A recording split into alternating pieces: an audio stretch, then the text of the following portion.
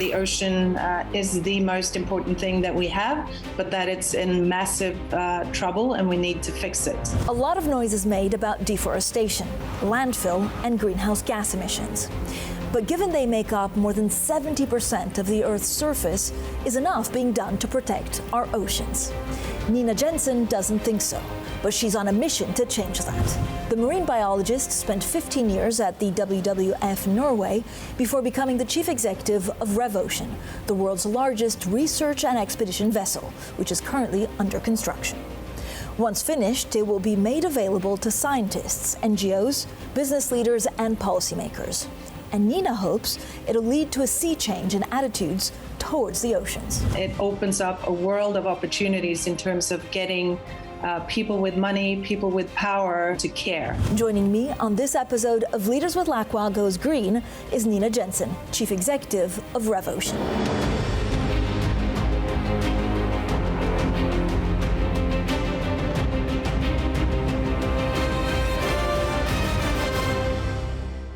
Nina Jensen, you're dedicating your life to studying oceans. What exactly is your mission?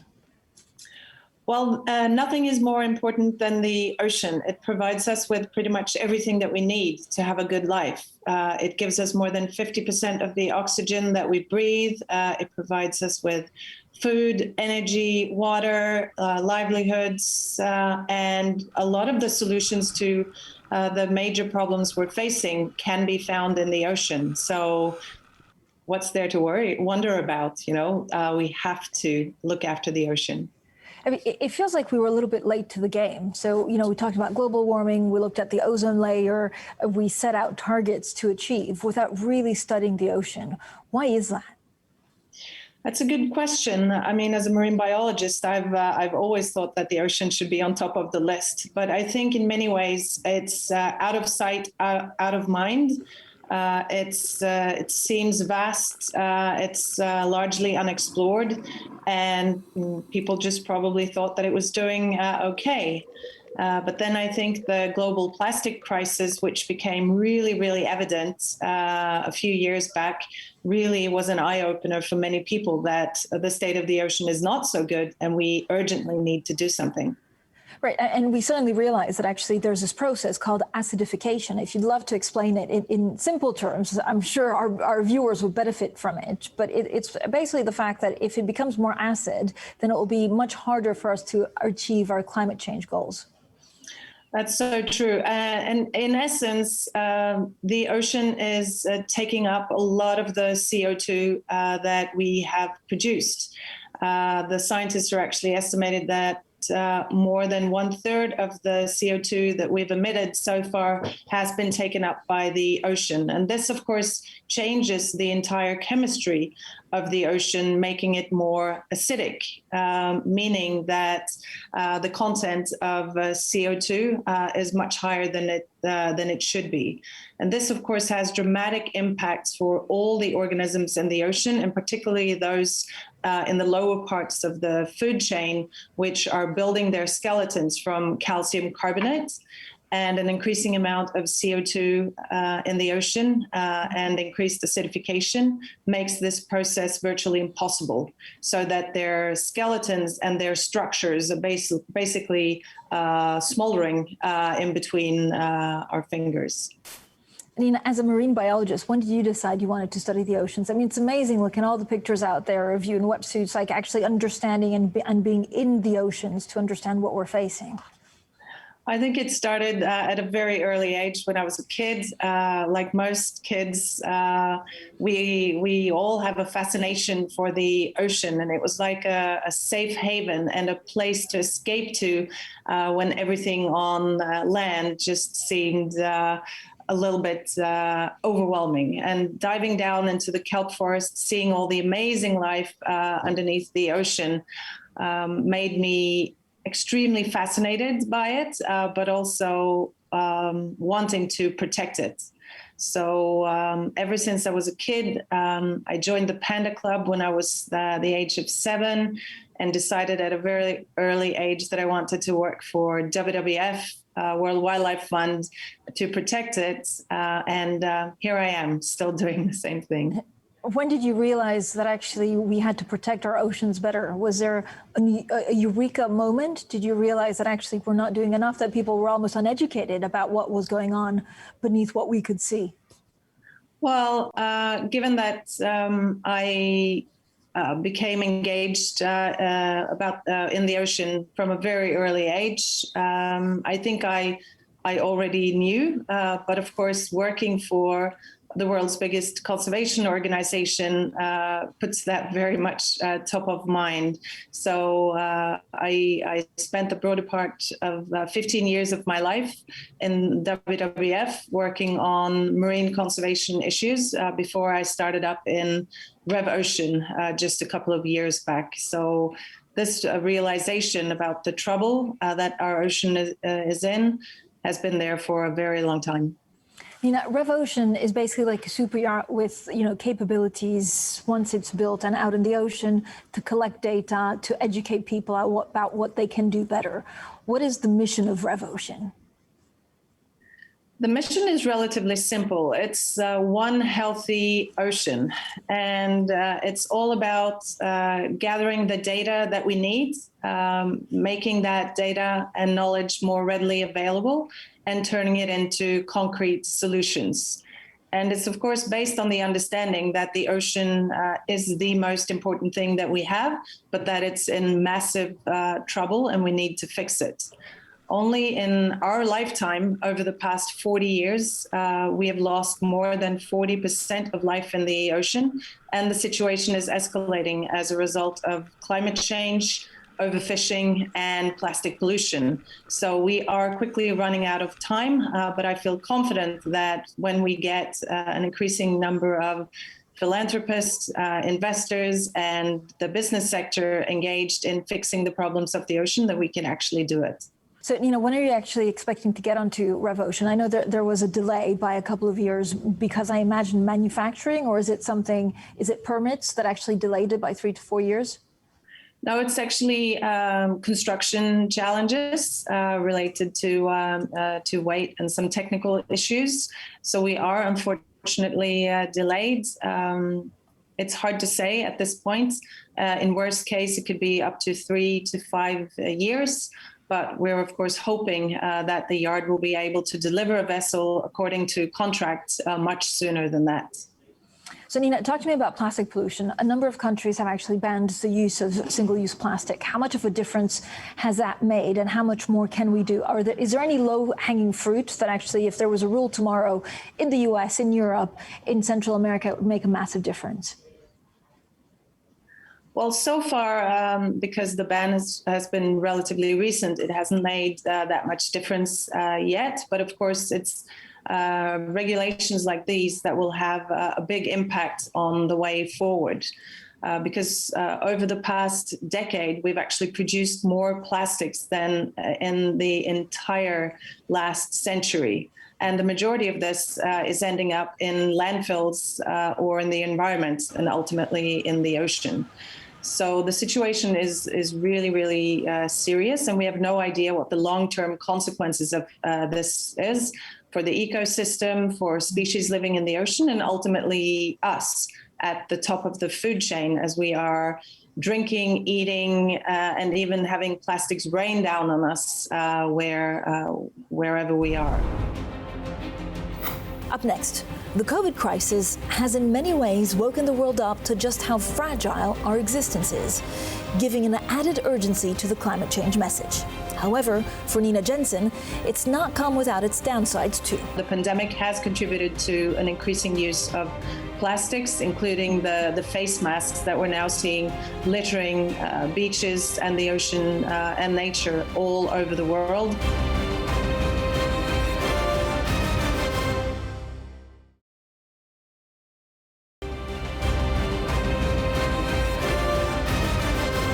The pandemic has upended ordinary life across the entire world and forced us to confront a truly global challenge unlike anything we've seen before. One silver lining is that it has brought the threat from climate change firmly into focus. But for marine biologist Nina Jensen, the chief executive of REV Ocean, it has also created new challenges. this must have gotten much worse actually since the pandemic started. I mean, everywhere I turn, it's like you can't even have a cookie or, anything that's not single-use plastic or that's not wrapped in single because of health and safety reasons. Yeah, and that's a bit of the problem with many of the challenges that we're facing, that when we are trying to fix one problem, we escalate or generate new problems. And of course, the pandemic has contributed to an increasing use of plastics, including the face masks that we're now seeing littering beaches and the ocean and nature all over the world. And of course, getting entangled in birds and other marine life, which is a massive problem. And it's just underlining the challenges that we as a society are facing. We are not producing things in a sustainable way. We're not using things in a sustainable way. And we're not thinking about the long-term consequences of our actions. Does it have to be governments that change, or is it actually individuals? I know there's been a number of programs over the last 3 to 4 years that actually, you realize what you're doing when you drink something from a plastic bottle, when you eat something that has a plastic wrapping. So is it behavioral change that will lead the way, or does it just have to be governments because that will have the most impact and much more quickly?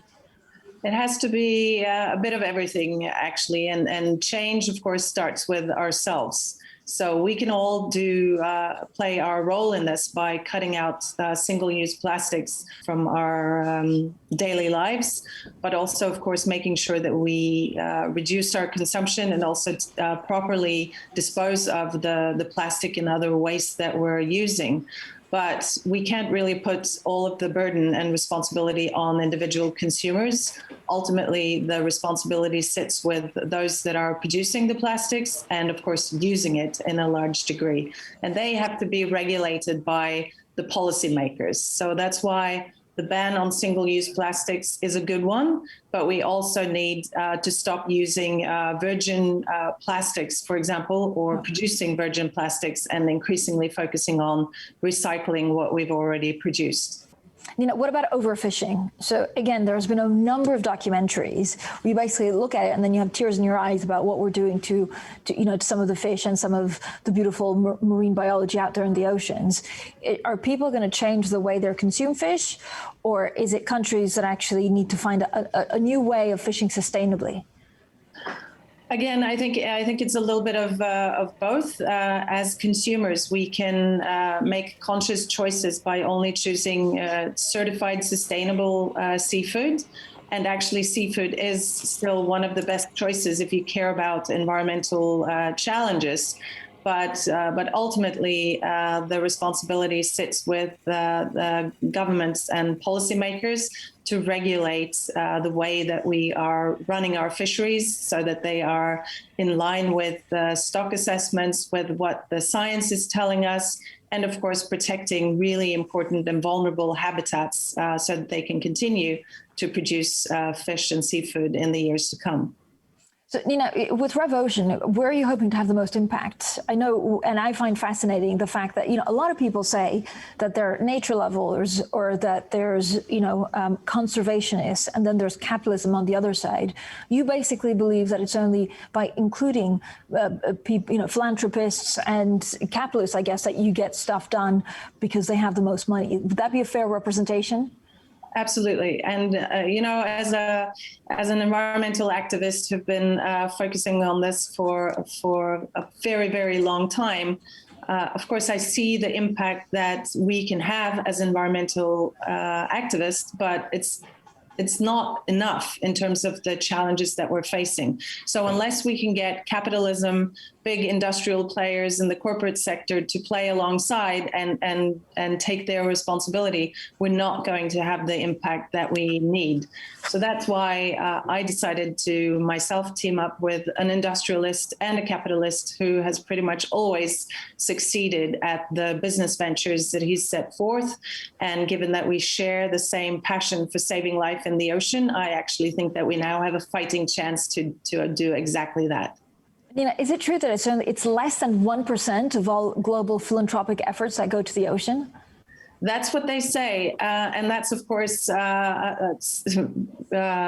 simply put, a drop in the ocean. And of course, I'm hoping that an initiative like the REV Ocean initiative can change that.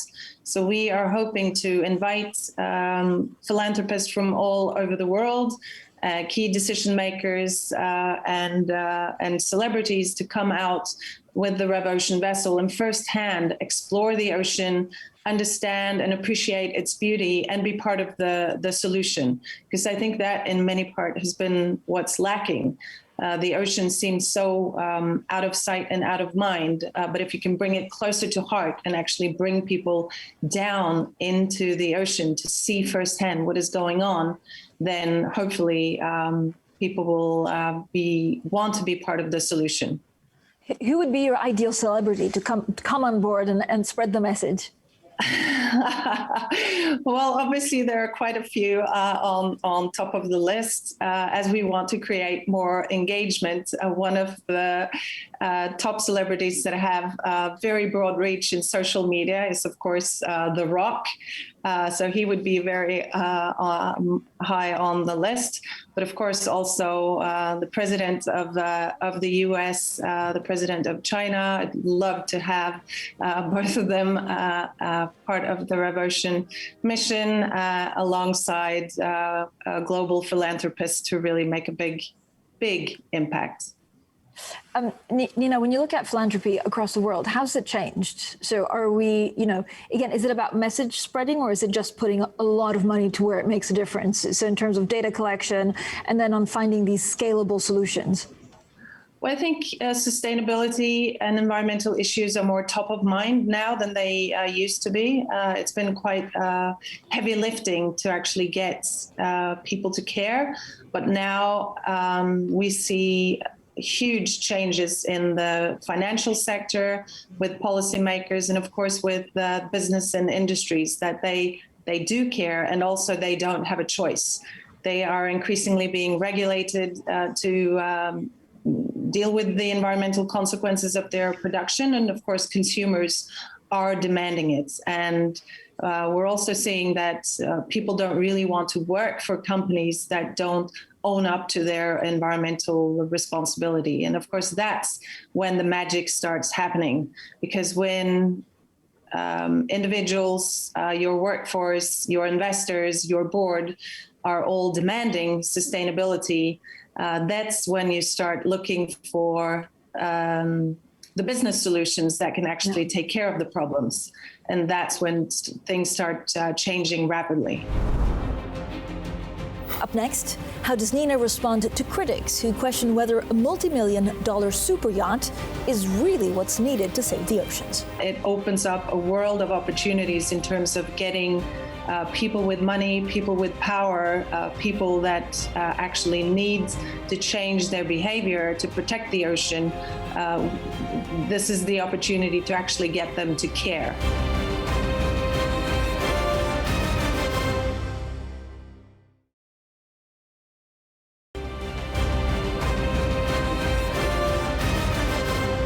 The REV Ocean is currently under construction in Romania.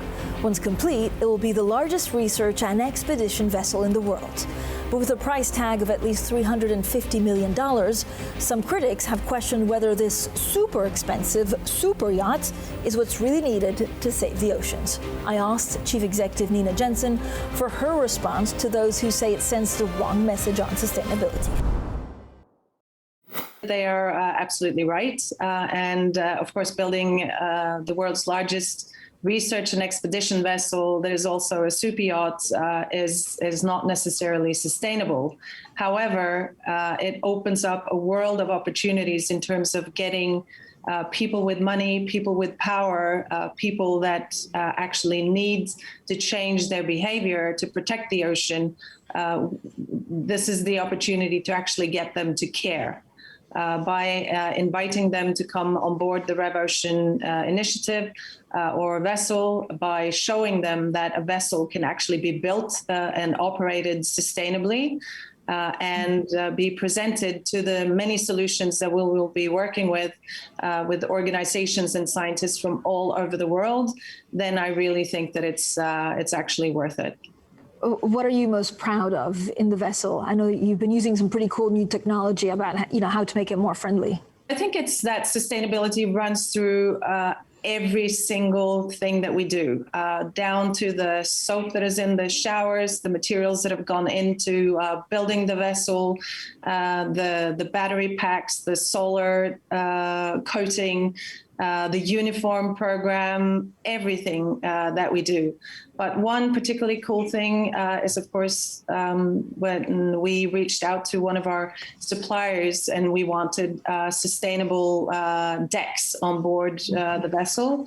And the immediate response was that it didn't exist, or they didn't have it to offer.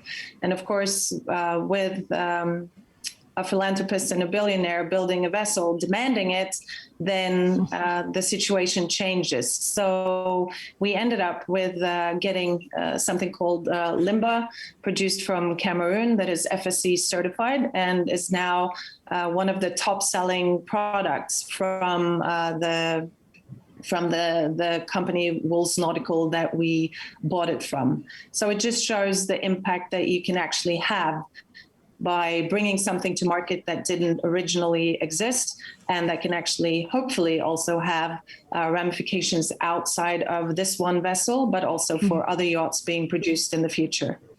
I'm going to ask you about what Jensen utopia looks like. So do we all eat less fish, less meat? Do we travel less? Is there, such a thing as the world in which you would hope we're thriving towards? Well, it would definitely be an environment or a world where we don't take nature for granted, but where we see ourselves as an integral part of nature, where we're not consuming more than nature can regenerate, but helping to restore and protect critical areas, and then just harvesting from the surplus. So it has to be a fully circular system where we are not wasting food, wasting energy, wasting water, but basically using everything that we need to have a good life in a sustainable way. I feel like we're going at a glacial pace, right? It's slow.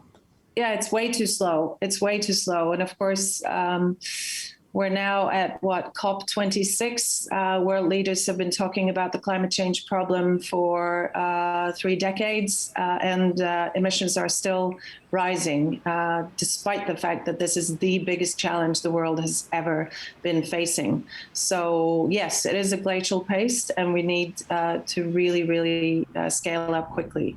But that's why I also am encouraged by seeing increasingly the investment community and the business sector really stepping up to the plate, because policymakers and regulators will not be able to solve this alone. I hope to speak to you before then, but in 5 years, how much progress do you think we will have done on this topic? Well, we have to have made massive progress on a number of issues. So hopefully we've put a halt to new oil and gas developments. We have found a way to integrate complete circularity in our systems so that we're not wasting plastics into nature. We've been able to recover a lot of the waste that we've already distributed into the ocean in particular, and we're seeing a dramatic decrease in CO2 emissions. Jensen, thank you so much for joining us. Thank you.